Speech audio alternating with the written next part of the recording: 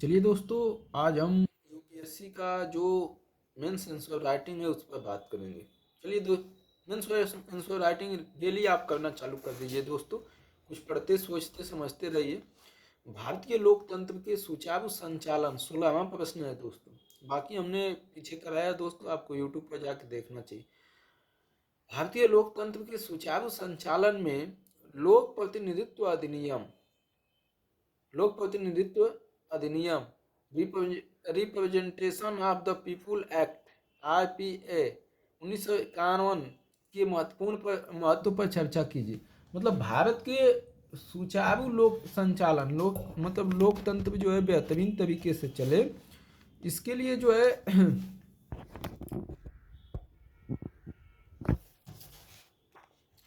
मतलब जो है जनप्रतिनिधित्व अधिनियम जो बनाया गया 1951 के महत्व पर हमको क्या करना है, चर्चा करना है। इसी के महत्व पर देखिए दोस्तों, दृष्टिकोण में क्या लिख सकते हैं। दृष्टिकोण में मतलब जो है, पहले आपको उत्तर लिखना है तो ये उत्तर लिखने का तरीका बता रहा है। ठीक, लोक प्रतिनिधित्व अधिनियम RP act, RP representation of the people act, मतलब जो है लोक प्रतिनिधित्व अधिनियम आरपीए 1951 का संक्षिप्त परिचय देना है। लोकतंत्र के सुचारू संचालन के लिए लोक प्रतिनिधित्व representation of the people act 1951 का संक्षिप्त परिचय, इसके प्रमुख प्रावधानों के माध्यम से व्याख्या कीजिए कि यह भारतीय लोकतंत्र के सुचारू संचालन में कैसे सहायता करता है। आगे की राह के साथ उत्तर समाप्त कीजिए। यही है दोस्तों, आपको क्या लगता है?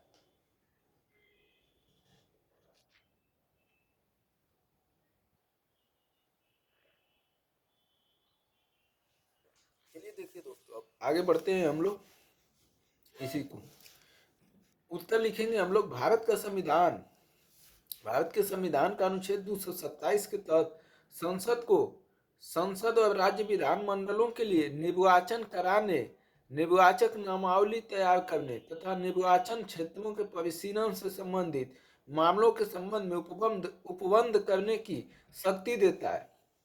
संविधान का अनुच्छेद 324 का है दोस्तों, निर्वाचन आयोग। भारतीय संविधान का अनुच्छेद 327 क्या कहता है कि संसद और राज्य विधानमंडलों के लिए निर्वाचन कराने मतलब संसद और राज्य विधानमंडलों के लिए निर्वाचन कराने, निर्वाचक नामावली तैयार करने तथा निर्वाचन क्षेत्रों के परिसीमन से संबंधित मतलब जो परिसीमन होता है से संबंधित मामलों के संबंध में उपबंध करने की शक्ति देता है। इसलिए सरकार ने इस संदर्भ में लोक प्रतिनिधित्व अधिनियम आरपी एक्ट 1950 और लोक प्रतिनिधित्व अधिनियम 1951 को पुनर्स्थापित किया। आरपीए 1950 परिसीमन और मतदाता सूची से संबंधित है, जबकि आरपी एक्ट 1951 चुनावों के सुचारू संचालन से संबंधित है। तो अनुच्छेद 327 में दोस्तों संसद और राज्य विधानमंडलों के लिए निर्वाचन कराने, निर्वाचक नियमावली तैयार करने, निर्वाचन क्षेत्रों के परिसीमन संबंधित मामलों के संबंध में उपबंध। आरपी एक्ट 1951 कहता क्या है दोस्तों? आरपी एक्ट 1951 कहता क्या है, देखते हैं। 1951 के कुछ प्रमुख उपबंध जो भारतीय लोकतंत्र के सुचारू संचालन में सहायता करते हैं, यह निम्नलिखित है। आरपी एक्ट 1951 के कुछ प्रमुख उपबंध हैं दोस्तों, प्रमुख उपबंध है जो भारतीय लोकतंत्र के सुचारू संचालन में सहायता करते हैं। मतलब जो है लोकतंत्र चलता रहे उसमें सहायता करते हैं। भारतीय राजनीति का अपराधीकरण, डीक्रिमिनलाइजेशन, मतलब अपराध मुक्त, भारतीय राजनीति का अपराध मुक्त करने के लिए इसको लाया गया था।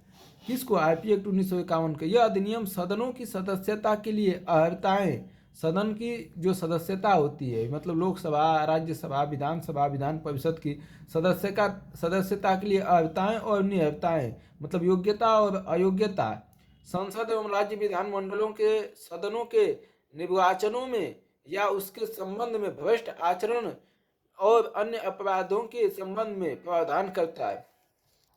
समझ रहे हैं?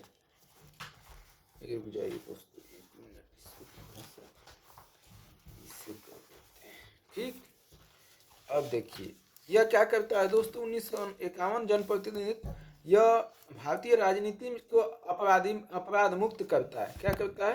अपराध मुक्त करता है।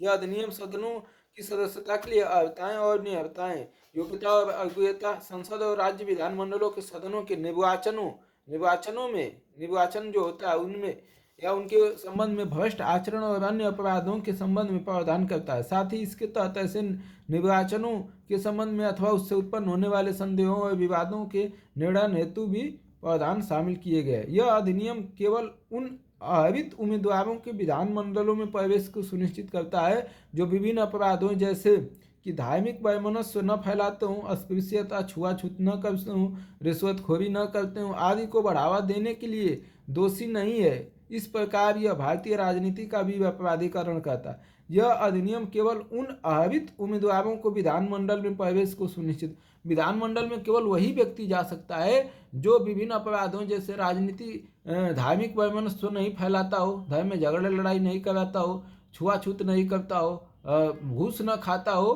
बढ़ावा देने के लिए दोषी नहीं है। इन्हीं को जो है जाने के अधिकार देता है। कौन? Representation of the people act 1951। लेकिन दोस्तों हमको तो लग रहा है कि यही तीनों लोग जाते हैं। 90% ये तीनों योग्यता वाले ही विधानमंडल में प्रवेश करते हैं। जवाबदेही और पारदर्शिता, आरटी एक्ट 1951 की धारा 77 के तहत यह निर्धारित किया गया है कि प्रत्येक उम्मीदवार निर्वाचन के दौरान किए गए सभी व्ययों का पृथक और सही विवरण प्रदान करेगा। आरटी एक्ट 1951 की धारा 77 क्या कहती है कि प्रत्येक उम्मीदवार निर्वाचन के दौरान किए गए, निर्वाचन के दौरान मतलब चुनाव के दौरान किए गए खर्चों का पृथक और सही विवरण प्रदान करेगा। उसमें सार्वजनिक धन के उपयोग और व्यक्तिगत लाभ के लिए सत्ता के दुरुपयोग में उम्मीदवार की जवाबदेही और पारदर्शिता सुनिश्चित करता है। यह सार्वजनिक धन का कितना उपयोग हुआ और व्यक्तिगत लाभ के लिए सत्ता के दुरुपयोग में उम्मीदवार की जवाबदेही और पारदर्शिता सुनिश्चित करती है कि व्यक्तिगत लाभ के लिए जो है सत्ता का किस प्रकार दुरुपयोग किया गया। जैसे मान लीजिए प्रधानमंत्री जी हैं, अपना जो है सार्वजनिक धन का ही दुरुपयोग करना चालू कर दें, तो इसी जवाबदेही को पारदर्शिता सुनिश्चित। निर्वाचन उत्तरदायित्व का स्पष्ट परिसीमन, निर्वाचन उत्तरदायित्व का स्पष्ट परिसीमन, यह निर्वाचन के संचालन के लिए प्रशासनिक तंत्र का प्रावधान करता है। स्पष्ट परिसीमन करना मतलब निर्वाचन चुनाव के लिए, यह निर्वाचन संचालन के लिए प्रशासनिक तंत्रों का प्रावधान करता है। इस तंत्र में मुख्य निर्वाचन आयोग द्वारा कार्यों के प्रत्यायोजन, डिलीगेशन ऑफ फंक्शंस, मुख्य निर्वाचन आयोग द्वारा कार्यों के प्रत्यायोजन मतलब कार्य कैसे प्रत्यायोजित करेंगे, और जिला निर्वाचन अधिकारी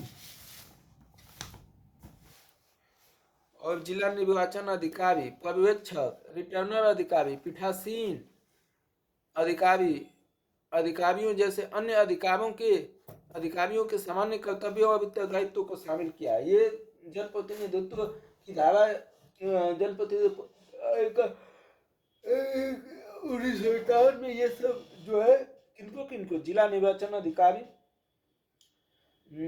स्पष्ट निर्वाचन उत्तरदायित्व का स्पष्ट परिसीमन, यह निर्वाचन के संचालन के लिए प्रशासनिक तंत्र का प्रदान करता है। इस तंत्र में मुख्य निर्वाचन आयोग द्वारा कार्यों का प्रत्यायोजन कैसे किया जाएगा, जिला निर्वाचन अधिकारी और पर्यवेक्षक, रिटर्नर अधिकारी, पीठासीन अधिकारी जैसे अन्य अधिकारियों के सामान्य कर्तव्य और उत्तरदायित्व शामिल हैं।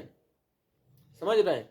राजनीतिक चंदे की घोषणा, राजनीतिक चंदे की घोषणा क्या है दोस्तों? राजनीतिक चंदे की घोषणा, यह अधिनियम निर्वाचनों में भाग लेने वाले राजनीतिक दलों के पंजीकरण और अंशदान स्वीकार करने के उनके अधिकार तथा प्राप्त चंदे की घोषणा करने का प्रावधान करता है।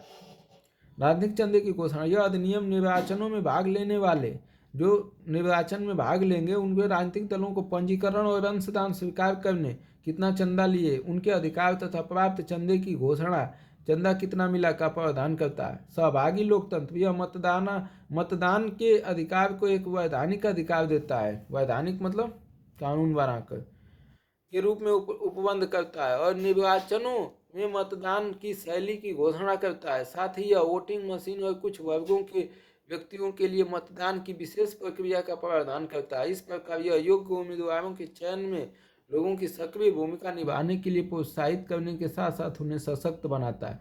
विवाद निवारण तंत्र, यह चुनाव याचिकाओं को दायर करने की विधियों का उपबंध करके विवाद निवारण तंत्र प्रदान करता है। चुनाव याचिकाओं के दायर करने की विधियों का विधि कैसे होगी दायर, उपबंध करके विवाद निवारण तंत्र का तंत्र प्रदान करता है। साथ ही यह उच्च न्यायालयों को चुनाव याचिकाओं पर विचार करने का अधिकार देता है। कौन? जनप्रतिनिधित्व 1951। अन्य उपबंध, यह निर्वाचन से पूर्व किसी मान्यता प्राप्त राजनीतिक दल के उम्मीदवार की मृत्यु के पश्चात निर्वाचन से पूर्व पश्चात अनुसरण की जाने वाली सामान्य प्रक्रियाओं, एक एक व्यक्ति के एक से अधिक सदनों के लिए निर्वाचन हो जाने पर सीटों की रिक्ति भरने की क्रिया आदि की व्याख्या करता है। अब कोई पूछ दिया दोस्तों, प्रश्न आ गया कि क्या जो है जनप्रतिनिधित्व अधिनियम 1950 के या 1951 के तहत किसके तहत जो है एक से ज़्यादा लोकसभा में चुनाव लड़ सकता है कोई व्यक्ति, तो आपको पता होना चाहिए जनप्रतिनिधित्व अधिनियम 1951 के तहत ये कहा गया है। ठीक है। निष्पक्ष निर्वाचन एक मजबूत लोकतंत्र का अनिवार्य सिद्धांत है। चुनाव सही होना चाहिए। इस संबंध में उमेश सिन्हा समिति द्वारा 2019 में कुछ अनुशंसाएं दी गई, जैसे कि आदर्श आचार संहिता में परिवर्तन और निर्वाचनों से जुड़े अपराधों का उल्लंघन के लिए तंत्र विकसित करने के लिए सोशल मीडिया प्लेटफॉर्म की सहायता लेना। भारत निर्वाचन आयोग ने संसद में 1951 जनप्रतिनिधित्व अधिनियम 1951 में धारा 58 की तर्ज पर मतदाता को दी जाने वाली रिश्वत, वोटर मतलब जो पैसा देते हैं मतदाता को वोट के लिए, से निपटने के लिए 58 पुनः स्थापित करने के लिए भी कहा। ज्ञातव्य है कि 58 बूथों के बलात् ग्रहण से संबंधित है, बूथ कैप्चरिंग से। आरपी एक्ट 1951 और मजबूत बनाने के लिए पर्याप्त उपाय अपनाने की आवश्यकता है। जनप्रतिनिधित्व अधिनियम कुल मिला के दोस्तों ये जो है थोड़ा सा नियम कानून बनाता है शासन विधायक को कितना चंदा ले सकते हैं, कितना दे सकते हैं, उसका खुलासा करें। हाई कोर्ट को अधिकार देता है सुनवाई करने का। ठीक है। भ्रष्ट आचरण पर कोई भ्रष्ट आचरण करता है तो उस पर जो है, और जो है रिश्वतखोरी को रोकता है। अधिकार जो चुनाव कराने वाले हैं उनकी अधिकारियों की दायित्व और कर्तव्यों को शामिल करता है। राजनीतिक चंदे की घोषणा करने की बात करता है। सहभागी लोकतंत्र मतदाता अधिकार को वैधानिक अधिकार देता है। जवाबदेही सुनिश्चित करता है। बस यही है, नहीं होता है, यही है दोस्तों। अब अगला क्वेश्चन आप देख सकते हैं। 42वें संविधान संशोधन अधिनियम ने भारतीय संविधान में कई महत्वपूर्ण परिवर्तन किए हैं। चर्चा कीजिए। 42वां संविधान संशोधन कब हुआ था दोस्तों? 1976 में। किस नाम से जाना जाता है? केशवानंद भारतीवाद। सबसे महत्वपूर्ण बात है, क्या हुआ था? क्या हुआ था दोस्तों? प्रस्तावना में भी संशोधन किया जा सकता है। चलिए आइए देखते हैं दृष्टिकोण में। 42वें संविधान संशोधन अधिनियम सीए का संक्षिप्त परिचय दीजिए। 42वें सीए के माध्यम से, सीए का मतलब समझ रहे हैं क्या होता है? पुनः स्थापित किए गए प्रमुख परिवर्तनों पर चर्चा कीजिए, उपयुक्त निष्कर्ष प्रस्तुत कीजिए। उत्तर लिखना है दोस्तों। चलिए उत्तर पर आइए। 42वें संविधान संशोधन अधिनियम 1976 को लघु संविधान मिनी कॉन्स्टिट्यूशन के रूप में भी जाना जाता है। इसको लघु संविधान खूब बदलाव हुआ इंदिरा गांधी ने की, क्योंकि इस संशोधन अधिनियम द्वारा भारत के संविधान में बड़ी संख्या में संशोधन किए गए। इसके तहत संविधान के कई पहलुओं को प्रभावित करने वाले व्यापक संशोधनों के माध्यम से भारतीय संविधान के आधारभूत ढांचे को परिवर्तित करने का प्रयास किया गया है। मतलब आधारभूत ढांचा जो भारतीय संविधान था उसको भी बदलने का प्रयास किया गया है। 42वें संविधान संशोधन अधिनियम द्वारा संविधान में किए गए कुछ प्रमुख परिवर्तन निम्नलिखित हैं। उद्देशिका में परिवर्तन। सर्वप्रथम इसने भारत को संप्रभु लोकतांत्रिक गणराज्य में संप्रभु समाजवादी पंथनिरपेक्ष लोकतांत्रिक गणराज्य में परिवर्तित कर दिया। संप्रभु लोकतांत्रिक गणराज्य में क्या जोड़ दिया? संप्रभु तो पहले से था, समाजवादी द्वारा पंथनिरपेक्ष बोलना चाहिए, यहाँ पंथनिरपेक्ष लिखना चाहिए, धर्मनिरपेक्ष नहीं। और लोकतांत्रिक गणराज्य पहले से, तो समाजवादी और पंथनिरपेक्ष जोड़ दिया, परिवर्तित कर दिया। दूसरा शब्दावली राष्ट्र की एकता को बदलकर राष्ट्र की एकता और अखंडता कर दिया गया। राष्ट्र की एकता की जगह क्या कर दिया जाए? राष्ट्र की एकता और अखंडता कर दिया गया। हालांकि संविधान के विभिन्न उपबंधों ने इसे पहले ही प्रतिबिंबित कर दिया था। मतलब दूसरे जो उपबंध थे वो इसे पहले से ही बता रहे थे कि हम समाजवादी हैं, पंथनिरपेक्ष है, राष्ट्र खंड है, लेकिन वो कहीं लिखा नहीं था प्रस्तावना में, तो इंदिरा गांधी जी ने लिख दिया। किंतु इन शर्तों को शामिल करने से भारत के संविधान के बदले हुए चरित्र को स्पष्ट रूप से स्वाभाविक स्थापित किया गया। मतलब जो बदला गया तो स्पष्ट रूप से जो है स्थापित हो गया। 7वीं अनुसूची में परिवर्तन, शिक्षा, वन, न्याय, प्रशासन आदि सहित 5 विषयों को राज्य सूची में से समवर्ती सूची में स्थानांतरित कर दिया गया। राज्य सूची मतलब जिस पर राज्य कानून बनाएगी, संघ सूची मतलब केंद्र कानून बनाएगी, समवर्ती सूची मतलब राज्य और केंद्र दोनों बनाएगी। ठीक, कोई दिक्कत? 7वीं अनुसूची, शिक्षा, वन, न्याय, प्रशासन आदि। शिक्षा जो है अब ये किसमें है? समवर्ती सूची मतलब राज्य और केंद्र दोनों बना सकते हैं। वन पर भी न्याय, प्रशासन आदि सहित 5 विषयों को राज्य सूची से हटाकर स्थानांतरित कर दिया। इसमें केंद्र और राज्य सरकारों के बीच संघर्ष, सरकारों के बीच संघीय लगाव, संघीय तनाव उत्पन्न हुआ है। मतलब जो है मतलब समवर्ती सूची में स्थानांतरित कर दिया गया है इनको। ठीक है, अब वो राज्य और केंद्र दोनों कानून बना सकते हैं, और राज्य सरकारों के बीच संघीय तनाव भी उत्पन्न हुआ है, इससे तनाव भी उत्पन्न हुआ। मूल कर्तव्यों का समावेश, मूल कर्तव्य को इसमें लाया गया है। इसमें मूल कर्तव्यों का समावेश अनुच्छेद 51A के तहत संविधान में 10 मूल कर्तव्य शामिल किए गए। कब? 42वां संविधान संशोधन 1976 द्वारा। अभी उनकी प्रकृति गैर न्यायिक है, मतलब न्यायालय में नहीं जा सकते उनको लेकर। ये किंतु ये इस तथ्य को अविलंबित करते हैं कि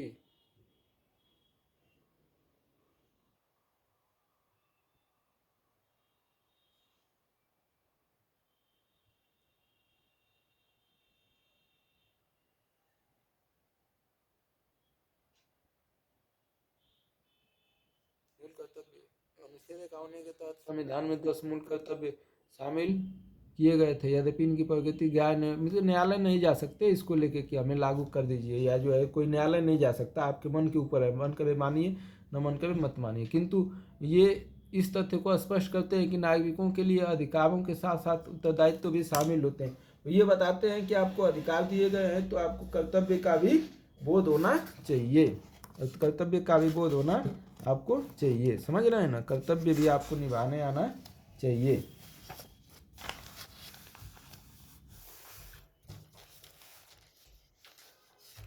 न्यायपालिका की शक्ति में परिवर्तन, उच्च न्यायालय और उच्चतम न्यायालय की न्यायिक पुनर्वलोकन की शक्ति और रीट संबंधी क्षेत्राधिकार में कमी कर दी गई। कब? 42वां संविधान में। न्यायपालिका, उच्च न्यायालय और उच्चतम न्यायालय की न्यायिक पुनर्वलोकन की शक्ति और रीट संबंधी क्षेत्राधिकार में कमी कर दी गई। साथ ही संविधान संशोधन को न्यायिक समीक्षा से परे रखा गया है कि जो संविधान संशोधन होगा उसमें जो है उसका न्यायिक समीक्षा नहीं किया जा सकता है। कब? 42वें संशोधन में। और इस प्रकार नियंत्रण एवं संतुलन प्रणाली को प्रभावित किया गया। मतलब जो है नियंत्रण और संतुलन की जो प्रभावित थी, मतलब जो है संतुलित किया जाता था, जो संशोधन होता था न्यायपालिका समीक्षा करके, उसको जो है प्रभावित किया गया। राज्य के नीति निर्देशक तत्व, डीपीएसपी में परिवर्तन, संविधान में 3 नए डीपीएसपी शामिल किए गए और 1 में संशोधन किया गया। इन परिवर्तनों के माध्यम से वंचितों को विधिक सहायता प्रदान की गई। परिवर्तनों के 39 में कामगारों के अधिकारों को सुनिश्चित किया गया। 39 से क्या बोलता है दोस्तों? निःशुल्क एवं विधिक सहायता के लिए बोलता है, ये वाला 39 है। एक और है आजीविका का अधिकार, 39 स्मॉल है, तो ये कैपिटल वाला है। अधिकारों को सुनिश्चित किया गया। ठीक है। अनुच्छेद 43A पर्यावरण का संरक्षण किया गया। अनुच्छेद 43A में क्या किया गया? पर्यावरण का संरक्षण किया।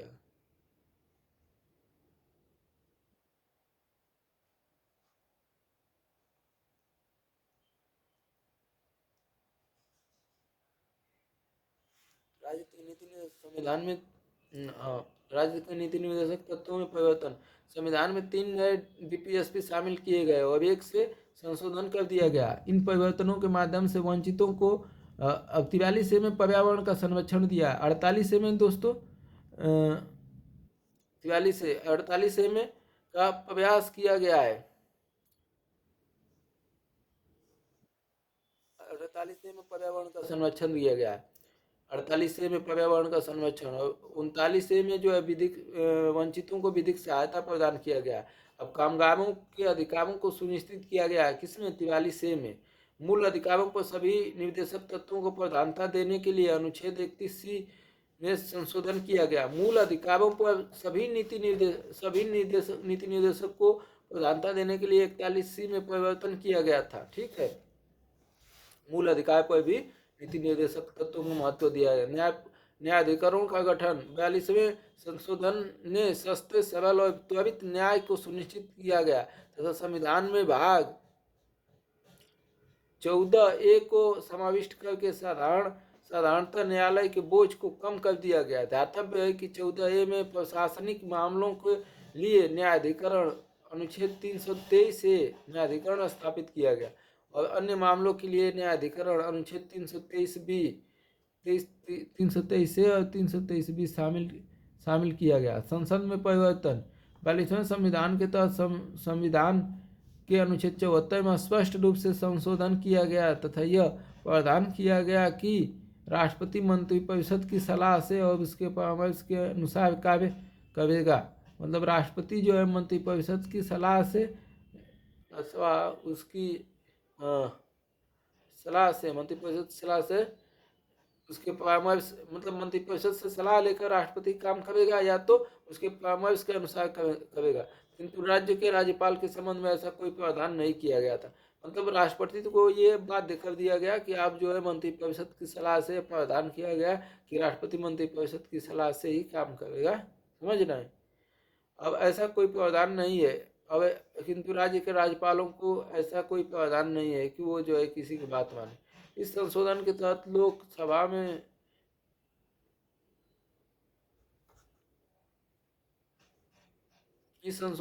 लोकसभा के कार्यकाल को 5 वर्ष से बढ़ाकर 6 वर्ष कर दी गई। एक गणपूर्ति की आवश्यकता को समाप्त कर दिया गया आदि। मतलब कार्यकाल को जो है 5 वर्ष से बढ़ाकर 6 वर्ष कब किया गया? 42वें संविधान में। संघीय ढांचे में बदलाव, इसके तहत राष्ट्रीय आपातकाल, राष्ट्रपति शासन की घोषणा से संबंधित प्रावधानों में संशोधन करते हुए केंद्र को कानून एवं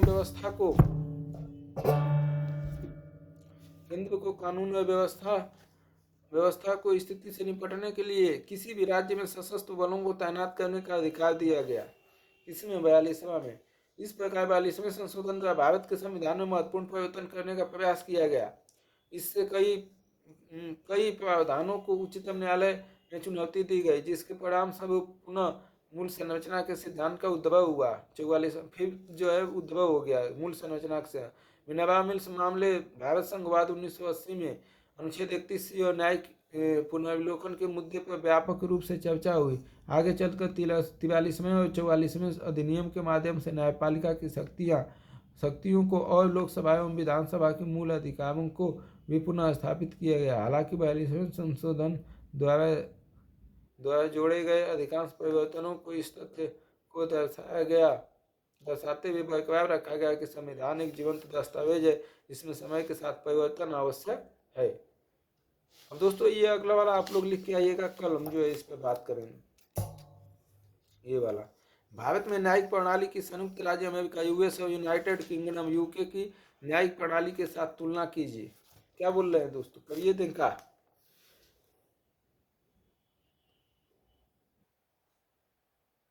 ये दोस्तों हम लोग पढ़ लिए क्या,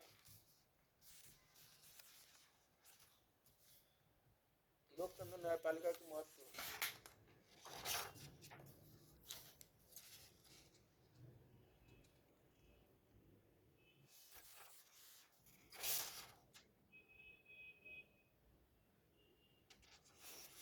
चलिए दोस्तों आज इसको पलटी का खत्म ही कर देते हैं जितना है।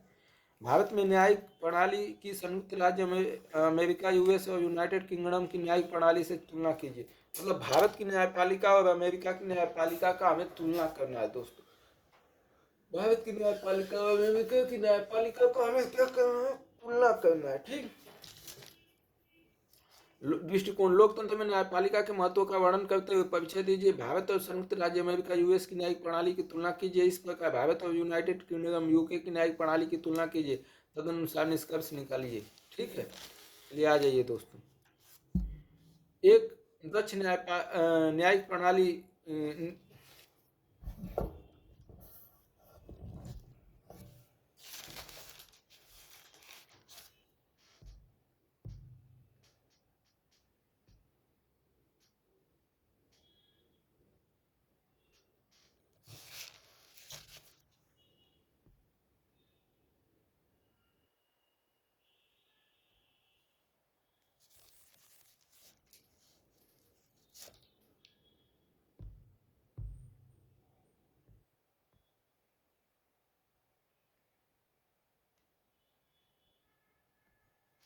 चलिए देखिए दोस्तों, एक दक्ष न्यायिक प्रणाली निश्चितता, शीघ्रता और निष्पक्षता के साथ विवादों को हल करने एवं विधि विरुद्ध व्यवहार को दंडित करने में सक्षम होती है। यह किसी लोकतांत्रिक समाज के मूल आधार स्तंभों में से एक है। भारत और संयुक्त राज्य अमेरिका यूएस की न्यायिक प्रणाली की तुलना। भारत और संयुक्त राज्य अमेरिका दोनों ही संविधान देश की सर्वोच्च विधि है, संविधान को देश की सर्वोच्च विधि के रूप में, जबकि न्यायपालिका संविधान के संरक्षक और व्याख्या के रूप में कार्य करती है। दोनों जगह संविधान है और सुप्रीम कोर्ट मतलब एक जो है न्यायपालिका है, वो जो है न्यायपालिका जो है संरक्षक का काम करती है संविधान का। भारत और संयुक्त राज्य अमेरिका दोनों में न्यायपालिका को न्यायिक समीक्षा की शक्ति प्राप्त है। इसको बदल दिया गया था दोस्तों, हटा दिया गया था 42वें संविधान संशोधन इंदिरा गांधी ने फिर जो है लाया गया शक्ति पर। हालांकि भारत में न्यायिक समीक्षा का दायरा यूएस की तुलना में सीमित है। मतलब न्यायिक समीक्षा भारत में किया जा सकता है, लेकिन जितना यूएस को जितना अधिकार दिया गया है न्यायपालिका को, उतना भारत में उतना नहीं दिया गया, सीमित है। ठीक, भारत विधि द्वारा स्थापित प्रक्रिया का पालन करता है, जबकि यूएस विधि की उचित प्रक्रिया का पालन करता है। विधि द्वारा स्थापित मतलब जो पहले से स्थापित है, जबकि विधि का उचित प्रक्रिया मतलब विधि कानून का उचित प्रक्रिया का पालन करता है। हालांकि भारत में विभिन्न न्यायिक घोषणा के माध्यम से विधि द्वारा स्थापित प्रक्रिया को निष्पक्ष बनाने का प्रयास किया गया है। इस प्रकार यह विधि की उचित प्रक्रिया की ओर बढ़ रहा है। भारत उच्चतम न्यायालय का मूल क्षेत्राधिकार। भारतीय उच्चतम न्यायालय का मूल क्षेत्राधिकार संघीय मामलों तक ही सीमित है। मतलब मूल क्षेत्राधिकार मतलब वो जो वाद होगा, जो लफड़ा होगा, उसको सिर्फ आप उच्चतम न्यायालय सुप्रीम कोर्ट में ले जा सकते हैं। वो संघीय मामलों तक ही सीमित है। मतलब संघ का जो मामला होगा उसे ही मूल क्षेत्राधिकार के अंतर्गत रखेंगे।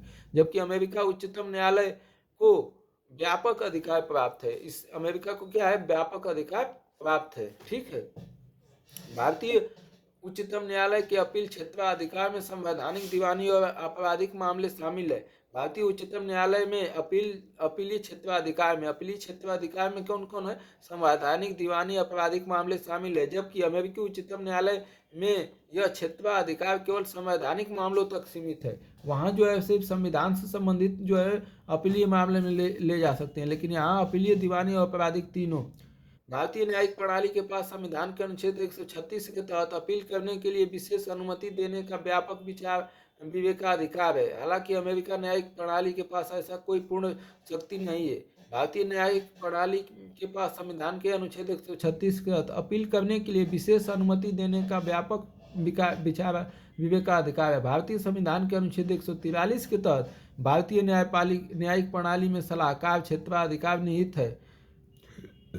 ठीक है, सलाहकार क्षेत्राधिकार निहित है, जबकि अमेरिकी न्यायिक प्रणाली में ऐसा कोई प्रावधान नहीं है, सलाह देना लेना ऐसा कोई वो नहीं है, लेकिन यहाँ है। भारत और यूके की न्यायिक प्रणाली की तुलना कीजिए। भारत में एकल एकीकृत न्यायपालिका है, जहाँ राज्य और केंद्र दोनों के कानून को उच्चतम न्यायालय के पर्यवेक्षण में प्रशासनित किया जाता है। राज्य और केंद्र दोनों के कानूनों को उच्चतम न्यायालय के द्वारा पर्यवेक्षक किया जाता है। मतलब उसका मेन मालिक वही है, उच्चतम न्यायालय। प्रशासनिक किया जाता है। यूके के एकल एकीकृत न्यायिक प्रणाली नहीं है। यूके में जो है एकीकृत न्यायिक प्रणाली नहीं है। इसके बजाय इंग्लैंड और वेल्स के लिए एक प्रणाली है, स्कॉटलैंड के लिए दूसरी और उत्तरी आयरलैंड के लिए एक अलग प्रणाली है।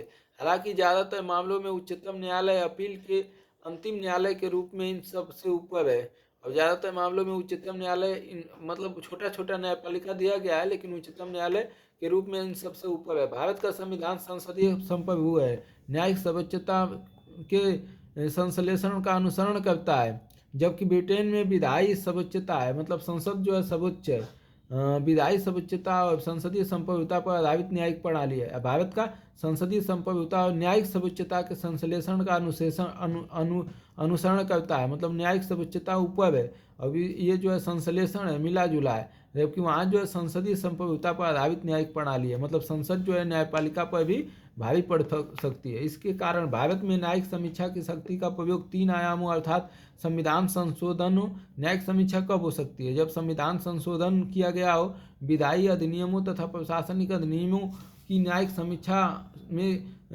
समीक्षा किया जा सकता है। जबकि यूके में संसद के विधायी अधिनियमों की वैधता की जांच करने की कोई गुंजाइश नहीं है। अगर जो है संसद कोई कानून बना दिया तो वहाँ जांच नहीं हो सकती। हालांकि यहाँ द्वितीय विधायी सेकेंडरी लेजिस्लेटिव न्यायिक समीक्षा के अधीन है। दूसरा जो विधान है वो जो है न्यायिक समीक्षा के अधीन है। कहाँ? यूके में। भारत में भारतीय संविधान में न्यायिक समीक्षा के विशिष्ट और व्यापक प्रावधान शामिल है, जैसे अनुच्छेद 13, 32, 131, 136, 143, 226 आदि। यूनाइटेड किंगडम में अलिखित संविधान है, वहाँ न्यायिक समीक्षा के लिए कोई स्पष्ट प्रावधान शामिल नहीं है। यूके में न्यायिक समीक्षा न्यायालय के विवेक पर निर्भर करती है। हमारे यहाँ जो है इस अनुच्छेद के तहत जो है अगर कोई दिक्कत होती है तब जो है। संयुक्त राज्य अमेरिका, यूनाइटेड किंगडम और भारत उदार लोकतांत्रिक देश हैं। इनमें से प्रत्येक देश में न्यायपालिका को एक बहुत ही महत्वपूर्ण और शक्तिशाली स्थिति प्राप्त है। तीनों देशों में एक स्वतंत्र, निष्पक्ष, ईमानदार और कुशल न्यायपालिका स्थापित है। इन देशों में शक्तियों के पृथक्करण के सिद्धांत का पालन किया जाता है। यहाँ न्यायपालिका अन्य दो अंगों के हस्तक्षेप से स्वतंत्र है। ठीक है दोस्तों, तो यही रहा। आगे देख लीजिए, ये 19वां प्रश्न है। चर्चा कीजिए कि भारत का संविधान भारतीय निर्वाचन आयोग की स्वतंत्रता को किस प्रकार सुनिश्चित करता है। मतलब संविधान जो है चुनाव आयोग को या जो है निर्वाचन आयोग को कैसे स्वतंत्र करता है, निर्वाचन आयोग को कैसे जो है स्वतंत्र करता है। अभी स्वतंत्र तो नहीं है दोस्तों, अभी नियुक्ति जो है बोला था सुप्रीम कोर्ट ने कि आप जो है हमको ले लीजिए, सीजीआई को ले लीजिए, एक विपक्ष के नेता को ले लीजिए, एक प्रधानमंत्री को ले दीजिए, और इस प्रकार जो है निर्वाचन आयोग, मुख्य निर्वाचन आयुक्त की नियुक्ति किया जाए। लेकिन हमारी जो सरकार है वो चाहती है कि निर्वाचन आयोग मतलब जो है हमारे अंडर रहे, हमारे मन मुताबिक काम करे। इसलिए जो है उन्होंने विधेयक लाकर जो है उसको क्या किया कि अपना 2 व्यक्ति, एक प्रधानमंत्री, एक कैबिनेट स्तर का मंत्री, एक विपक्ष का नेता, 3 लोग को ले लिया, सीजीआई को हटा दिया, क्योंकि 2 लोग तो अपने हो गए, एक विपक्ष का नेता क्या उखाड़ लेगा। तो इस तरीके से जो है कंट्रोल किया जा रहा है चुनाव आयोग को भारत में। तो ये जो है देखते हैं इसमें क्या दिया है। अब ये जल्दी हुआ है दोस्तों, ये पीछे वाला है, क्या करें, इसको छोड़ ही दें का? चलिए देख लेते हैं। अभी ये जल्दी चुनाव के बदले में बदलाव हुआ है। चलिए पीछे का भी देख लेंगे तो थोड़ा सही रहेगा, कभी आ जाए तो प्रीलिम्स में। चलिए, दृष्टिकोण में लिख रहा हो तो भारतीय निर्वाचन आयोग की संवैधानिक भूमिका संक्षेप में लिख देंगे। इसकी स्वतंत्रता सुनिश्चित करने वाले संवैधानिक प्रावधानों का उल्लेख कर देंगे। इसकी स्वतंत्रता से संबंधित कुछ समस्याओं के बारे में लिखित और एक सकारात्मक निष्कर्ष प्रस्तुत कीजिए। भारतीय निर्वाचन आयोग, इलेक्शन कमीशन ऑफ इंडिया, एक स्वायत्त संवैधानिक प्राधिकरण है। ये जो है संविधान में लिखा गया है, किस आर्टिकल में? 324 में। यह भारत में संघ और राज्यों की निर्वाचन प्रक्रिया का संचालन करने के लिए उत्तरदायी है। संघ मतलब केंद्र और राज्य मतलब राज्यों का निर्वाचन करता है, मतलब चुनाव कराता है। यह निकाय देश में लोकसभा, राज्यसभा, विधानसभा, विधान परिषद, विधानसभाओं, राज्यसभा, विधानसभाओं, राष्ट्रपति एवं उपराष्ट्रपति के पदों के लिए निर्वाचनों का संचालन करता है। मतलब जो है राष्ट्रपति और उपराष्ट्रपति इनका चुनाव कराता है। कौन? Election commission of India. Bharat के संविधान ने निम्नलिखित प्रावधानों के माध्यम से भारतीय निर्वाचन आयोग की स्वतंत्रता सुनिश्चित की गई है।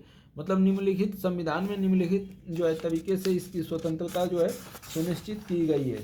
कैसे कैसे जो दोस्तों कैसे कैसे की गई है थोड़ा देख लेते हैं। चलिए आइए देखते हैं दोस्तों। संवैधानिक स्थिति। भारत का संविधान अनुच्छेद 324 के तहत भारतीय निर्वाचन आयोग की स्थापना का प्रावधान करता है। किस आर्टिकल में है निर्वाचन आयोग? 324। यह प्रावधान आयोग के लिए एक संवैधानिक स्थिति है, सुनिश्चित करता है। संवैधानिक स्थिति मतलब संविधान में उल्लेख है तो ये संवैधानिक संस्था है। आयोग की शक्तियां और कार्यों को संविधान द्वारा परिभाषित किया गया है, जिन्हें देश के किसी अन्य सार्वजनिक संस्था द्वारा कम या समाप्त नहीं किया जा सकता है। इसकी शक्ति क्या होगी? ये परिभाषित किया गया है, कहाँ संविधान में लिखा गया है, और इसे समाप्त नहीं किया जा सकता है, मतलब उसे समाप्त नहीं किया जा सकता है। कार्यकाल की सुरक्षा, मुख्य निर्वाचन आयुक्त को कार्यकाल की भी सुरक्षा प्राप्त है। उसे उसके पद से उसी रीति और उन्हीं आधारों पर हटाया जा सकता है जिस रीति से जिन आधारों पर उच्चतम न्यायालय के न्यायाधीश को हटाया जाता है। उच्चतम न्यायालय के न्यायाधीश को जिस प्रकार हटाया जाता है ना, उसी प्रकार से जो है आप चुनाव आयोग को भी, निर्वाचन आयोग को भी हटा सकते हैं। ठीक है, हटा सकते हैं, और इनके कार्यकाल भी सुनिश्चित है। उसे राष्ट्रपति द्वारा केवल संसद के दोनों सदनों द्वारा विशेष बहुमत से पारित, राष्ट्रपति द्वारा हटाया जाएगा, और केवल तभी हटाया जाएगा जब संसद के दोनों सदन, लोकसभा और राज्यसभा द्वारा विशेष बहुमत से पारित संकल्प के आधार पर या तो साबित कदाचार या अक्षमता के आधार पर हटाया जा सकता है। इस प्रकार वह राष्ट्रपति के प्रसाद पर्यंत अपना पद धारण नहीं करता है, यद्यपि उसे राष्ट्रपति द्वारा नियुक्त किया जाता है। राष्ट्रपति नियुक्त करता है निर्वाचन आयोग को, लेकिन वह जो है प्रसाद पर्यंत नहीं होता है। प्रसाद पर्यंत मतलब जब तक प्रसाद मिलेगा तब तक रहेंगे, नहीं मिलेगा तो हटा देगा, जैसे राज्यपाल प्रसाद पर्यंत होता है। इसके अलावा किसी अन्य निर्वाचन आयुक्त या क्षेत्रीय आयुक्त को मुख्य निर्वाचन आयुक्त की सिफारिश के बिना पद से नहीं हटाया जा सकता है। इसके अलावा किसी अन्य निर्वाचन आयुक्त जो होते हैं, या क्षेत्रीय आयुक्त जो क्षेत्र के आयुक्त होते हैं, मुख्य निर्वाचन आयुक्त की सिफारिश के बिना पद से नहीं हटाया जा सकता। निश्चित सेवा शर्तें, मतलब जो चुनाव आयोग होता है, मुख्य चुनाव आयुक्त तो दो अन्य को हटाना होगा, तो मुख्य चुनाव आयुक्त के क्या चाहिए, सहमति चाहिए। निश्चित सेवा शर्तें, मुख्य निर्वाचन आयुक्त की सेवा शर्तों में उनकी नियुक्ति के पश्चात कोई भी अलाभकारी परिवर्तन नहीं किया जा सकता। अगर नियुक्ति हो गई तो अब उनका वेतन घटाया उठाया कम बेसी नहीं किया जा सकता। निर्वाचन प्रक्रिया का अधिकार, अनुच्छेद 324 के तहत निर्वाचन में अधीक्षण, निर्देशन और नियंत्रण की शक्तियां निर्वाचन आयोग में निहित होती है। निर्वाचन प्रक्रिया के दौरान निर्वाचन आयोग के पास स्वतंत्र और निष्पक्ष चुनाव सुनिश्चित करने के लिए स्थगन, निस्तारीकरण, मतों की पुनर्गणना, पक्षपात रहित व्यवहार सुनिश्चित करने के लिए अधिकारियों के स्थानांतरण आदि के संबंध में निर्णय लेने का अधिकार होता है। स्वतंत्रता, निष्पक्ष चुनाव कराना, स्थगन करना, निस्तारीकरण करना, मतों का पुनर्गणना करना, पक्षपात रहित चुनाव कराना इसकी जिम्मेदारी है। हालांकि इलेक्शन कमीशन ऑफ इंडिया के स्वतंत्र कामकाज के संबंध में कुछ समस्याएं भी विद्यमान है। निर्वाचन आयुक्तों की नियुक्ति भारत के राष्ट्रपति द्वारा मंत्रिपरिषद की सलाह पर की जाती है, इसलिए यह संभावना बनी रहती है कि सत्ताधारी दल किसी समर्थक व्यक्ति को आयोग में नियुक्त कर दे, जो चुनाव में उस दल का पक्ष ले सकता है। साथ ही संविधान ने सेवानिवृत्त होने के बाद निर्वाचन आयुक्तों को सरकार द्वारा पुनर्नियुक्ति का प्रतिबंधित नहीं किया गया है। मतलब वो सरकार अगर चाहे तो कहीं नियुक्ति कर दे, लेकिन वही कह रहा है कि इसको नियुक्ति को प्रतिबंधित किया जाना चाहिए कि जो चुनाव आयुक्त रह गया वो और कहीं काम नहीं कर सकता, नियुक्त नहीं हो सकता सरकारी चीज़ों में।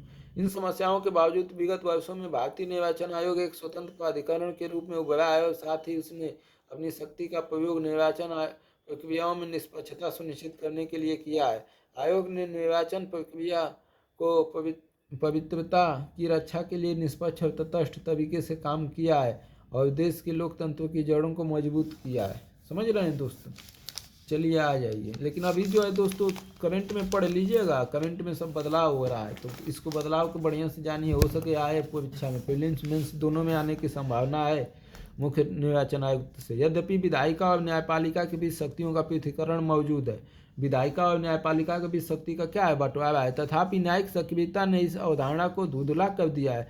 भारत के संदर्भ में चर्चा, न्यायिक सक्रियता किसी में सरकार जो है अपना न्यायिक सक्रियता के तहत कोई भी सरकारी बदलाव को जो है सक्रियता के तहत जो है ला लेती है अपने अंदर। तो यह भारत के संदर्भ में चर्चा कीजिए। दृष्टिकोण, शक्तियों के पृथक्करण की अवधारणा का संक्षिप्त परिचय दीजिए। भारतीय संविधान में इसे सुनिश्चित करने वाले प्रावधानों का उल्लेख कीजिए। शक्तियों के पृथक्करण को अवधारणा का संक्षिप्त परिचय दीजिए कि शक्ति का पृथक्करण है। भारतीय संविधान में इसे सुनिश्चित करने वाले प्रावधानों का उल्लेख कीजिए। चर्चा कीजिए कि किस प्रकार न्यायिक सक्रियता ने शक्तियों के पृथक्करण की अवधारणा को धुंधला कर दिया है। चर्चा कीजिए कि किस प्रकार न्यायिक सक्रियता ने शक्तियों के जो पृथक्करण है, विधायिका और कार्यपालिका, न्यायपालिका क्या करती है, विधायिका के कार्यों में भी घुस जाती है, तदनुसार निष्कर्ष प्रस्तुत कीजिए। शक्तियों के पृथक्करण के सिद्धांत का परिकल्पना इस बात पर आधारित है कि सरकार के एक अंग को अन्य अंगों के द्वारा और क्षेत्राधिकार में हस्तक्षेप नहीं करना चाहिए। मतलब जो है इसका मतलब शक्तियों का पृथक्करण मतलब शक्ति का बंटवारा हो गया। जैसे आपको आम और अमरूद है, तो आपको आम भी दे दिया बांटने के बेचने के लिए, तो आप आम बेचिए, और इनको अमरूद दे दिया गया बेचने के लिए, तो अमरूद बेचिए। लेकिन अब आप आम बेच लिए, तो उसके बाद आप बोले भाई तुम लेट हो रहे हो, चाहे जो है तुमको बेचने नहीं आ रहा है, चलो अमरूद भी दे दूँ, मैं अमरूद भी बेचूंगा। तो ये गलत है। ऐसे ही बोल रहा है कि न्यायपालिका क्या करती है कि घुस जाती है विधायिका के कार्यपालिका, मतलब संसद द्वारा जो कानून बनाया है उसमें भी घुस जाती है। तो इसलिए जो है ओवरलैप हो जाता है। अधिकार क्षेत्राधिकार में हस्तक्षेप नहीं करना चाहिए। सरकार के विभिन्न अंगों के कार्यों को संविधान में स्पष्ट रूप से विभाजित किया गया है कि कौन सा का अंग, मतलब विभिन्न अंगों के कार्यों को विभाजित किया गया है कि कौन सा कार्य कौन करेगा, ताकि एक अंग दूसरे अंग के कार्य का अतिक्रमण न करे। भारतीय संविधान के तहत विधायिका और न्यायपालिका के बीच शक्तियों के पृथक्करण से संबंधित प्रावधान दिए गए हैं। अनुच्छेद 122 और 212 भारतीय संविधान इन अनुच्छेदों के तहत न्यायपालिका को संसद और संसद के लिए 122 और राज्य विधानसभाओं के लिए 212 की कार्यवाही की जांच करने की प्रतिबंधित करता है। मतलब जो है 122 और 212 के तहत जो कार्यवाही करेगा संसद और जो है विधानसभा, उसको जांच नहीं कर सकता है। कौन कौन नहीं कर सकता है? न्यायपालिका। 121 और 211 ये अनुच्छेद प्रावधान करते हैं कि संसद, राज्य विधानमंडल में उच्चतम न्यायालय या उच्च न्यायालय के न्यायाधीश द्वारा अपने कर्तव्यों के निर्वहन हेतु किए गए आचरण पर चर्चा नहीं की जा सकती। मतलब जो है अगर संसद जो है अपने मतलब जो है अंदर जो है संसद में कोई चर्चा करते हैं, तो उस पर कोई जो है न्यायपालिका जो है कुछ उस पर कार्रवाई नहीं करेगी। ठीक, उच्च न्यायालय जो है नहीं करेगा। हालांकि संसद राज्य विधानमंडलों के न्यायाधीशों को हटाने के उद्देश्य से प्रस्तुत प्रस्ताव पर चर्चा की जा सकती है। हालांकि संसद राज्य विधानसभाओं में न्यायाधीशों को हटाने के उद्देश्य पर चर्चा की जा सकती है।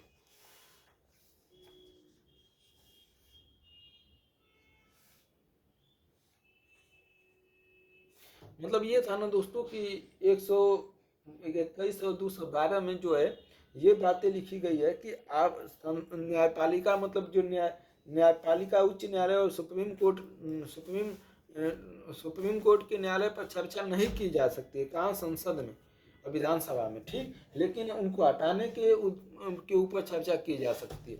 हालांकि भारत में न्यायिक सक्रियता के विकास के चरण में कई बार न्यायपालिका द्वारा संसद की शक्तियों के अतिक्रमण की स्थिति भी उत्पन्न होती है। न्यायपालिका की निम्नलिखित रूप से शक्तियों के पृथक्करण के सिद्धांत को धुंधला करने के लिए आलोचना की गई है। जनहित याचिका PIL रीट याचिकाओं के माध्यम से न्यायपालिका द्वारा जनहित याचिका और रीट याचिकाओं के माध्यम से अक्सर विधानमंडल की भूमिका का अतिक्रमण किया गया है। यह अतिक्रमण प्रायः सार्वजनिक हितों की क्षतिपूर्ति के लिए कानूनी कार्रवाई करने के नाम पर किया जाता है। मतलब PIL जो है दायर कर दी है। PIL जो है व्यक्तिगत रूप से नहीं दायर किया जाता है। मतलब व्यक्तिगत कार्य के लिए आप दायर नहीं कर सकते हैं, व्यक्तिगत से उठ समाज के कुछ लोगों के लिए दायर किया जाता है। और वो दायर करने के बाद उस पर जो है राज्य का क्षेत्र होता है, तभी जो है सुप्रीम कोर्ट उस पर एक्शन ले लेता है या जो है जजमेंट सुना देता है। विशाखा और अन्य बनाम राजस्थान व राज्यवाद 1997 में इस वाद में उच्चतम न्यायालय द्वारा महिलाओं के प्रति न्यायोचित व्यवहार को सुनिश्चित करने के लिए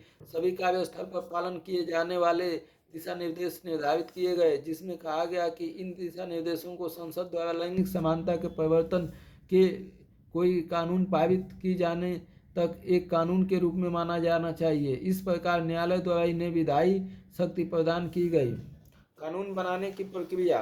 विधायिका द्वारा तैयार किए गए कानूनों को न्यायिक समीक्षा से गुजरना पड़ता है। न्यायिक समीक्षा के तहत ये कानून की उचित प्रक्रिया का निर्धारण करने वाली न्यायालय की व्याख्या पर निर्भर होते हैं। केशवानंद भारती बनाम केरल राज्य 1973 में उच्चतम न्यायालय ने मूल संरचना के सिद्धांत को प्रतिपादित किया। यह सिद्धांत संसद की संवैधानिक संशोधन की शक्ति को एक प्रकार से सीमित करता है। अगर जो है 1973 में ये कहा गया कि एक मूल संरचना होगी, अगर मूल संरचना में संशोधन होगा तो न्यायपालिका उसकी जांच करेगी। इस तरह उच्चतम न्यायालय द्वारा राष्ट्रीय न्यायिक नियुक्ति आयोग को असंवैधानिक घोषित किया गया। कौन सा है? 99वां संविधान संशोधन। इसमें सुप्रीम कोर्ट के जज न्यायाधीश की नियुक्ति की बात की गई थी दोस्तों, और सरकार अपने पक्ष में लेना चाह रही थी, इसलिए रद्द कर दिया गया। न्यायालय के इस कदम को न्यायिक अतिक्रमण के रूप में देखा गया। राष्ट्रीय न्यायिक नियुक्ति आयोग 99वें संविधान संशोधन अधिनियम के माध्यम से स्थापित किया गया था।